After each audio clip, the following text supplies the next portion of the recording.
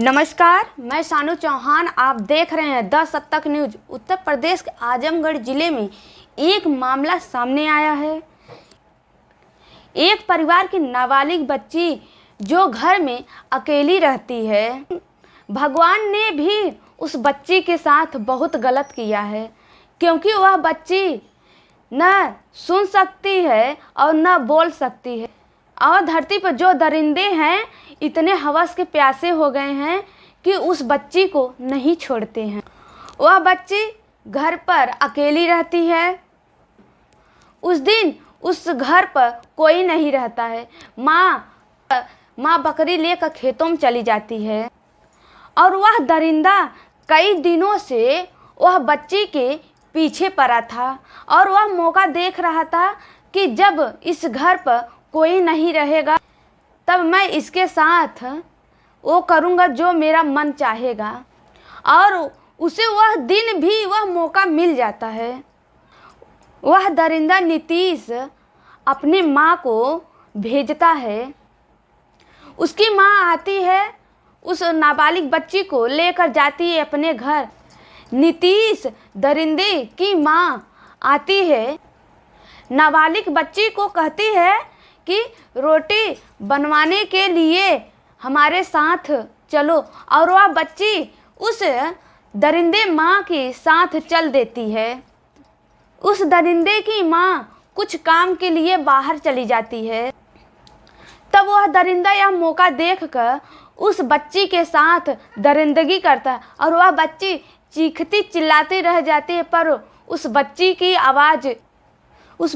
आवाज़ कोई भी नहीं सुनता, क्योंकि उस बच्ची के घर के कुछ दूरी पर उस दरिंदा का घर था। वह दरिंदा बच्ची के साथ दरिंदगी कर देता है और बच्ची चीखती चिल्लाती रह जाती है, पर वह दरिंदा बच्ची को नहीं छोड़ता है। तब फिर गूंगी और बहरी बच्ची छुड़ाकर और अपने घर आती है तो माँ देखती है माँ के पैरों तले जमीन खिसक जाता है, क्योंकि वह बच्ची खून से लथपथ थी। तब माँ पूछती कि तुम्हारे साथ क्या हुआ। तब वह बच्ची अपने ही भाषा में उस माँ को कहती है, क्योंकि वह माँ है। माँ हर एक बच्चा कैसा भी हो, पर माँ अपने बच्चों की भाषा, अपने बच्चों के हर एक व्यवहार को वह समझ जाती, वह जान जाती है। और वह बच्ची अपने भाषा में अपनी माँ को कहती है। तब माँ जब जानती है तब उस दरिंदे के घर पर जाती है। उस दरिंदे की माँ कहती है कि मेरे बेटे को गलत इल्ज़ाम लगाकर बचाना चाहती हो। उस नाबालिग बच्ची के माँ को वहाँ से भगा देते हैं और उस माँ की कोई भी सहायता नहीं करता, क्योंकि उस माँ के गांव वाले भी उस माँ को सहायता नहीं करते हैं। तब माँ अपने मन में सोचती है कि मेरी बच्ची को न्याय तो मिलना चाहिए और उस दरिंदे को सज़ा मिलना चाहिए, ताकि और कोई बच्ची के साथ वह दरिंदगी ना करे। तब माँ जाती है पुलिस स्टेशन थाने पे FIR दर्ज कराने। वहाँ पुलिस प्रशासन एक हफ्ते तक थाने पर चक्कर लगवाते हैं। तब उस नाबालिग बच्ची की माँ SP अनुराग आर्या के पास फ़ोन लगाती है। तब उस बच्ची की कार्रवाई आगे की जाती है। तब वह पुलिस प्रशासन FIR दर्ज करते हैं और उस दरिंदे को हिरासत में, यानी पुलिस प्रशासन भी उस थाने के चक्कर लगवाते हैं। एक हफ्ते तक पुलिस थाने की वह नाबालिग बच्ची की माँ चक्कर लगाती है और वो लोग कहते हैं, उस दरिंदे की माँ और वह दरिंदा भी कहता है कि कुछ पैसा ले लो और इस मामला को रफा दफा कर दो। यानी उस मामले को, वह उस केस को दबाना चाहती, लेकिन वह माँ हिम्मत नहीं हारी। वह माँ SP अनुराग आर्या के पास फ़ोन लगाती है। SP सुनते हैं और पुलिस प्रशासन के पास फ़ोन करते हैं। तब पुलिस प्रशासन FIR दर्ज करते हैं।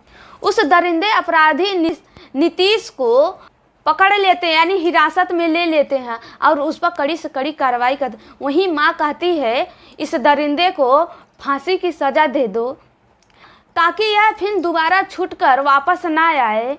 अगर यह दोबारा छूटकर वापस आएगा तो ना जाने कितनी बच्चियों के साथ यह दरिंदगी फिर करेगा। और ऐसे बेखौफ ये करता रहेगा और इस पर कोई कार्रवाई भी नहीं हो पाएगा, और यह ऐसे करते करते न जाने कितनी बच्चियों की ज़िंदगी खराब करेगा। और इस पर कड़ी से कड़ी कार्रवाई की जाए और इस दरिंदे को फांसी की सज़ा दी जाए।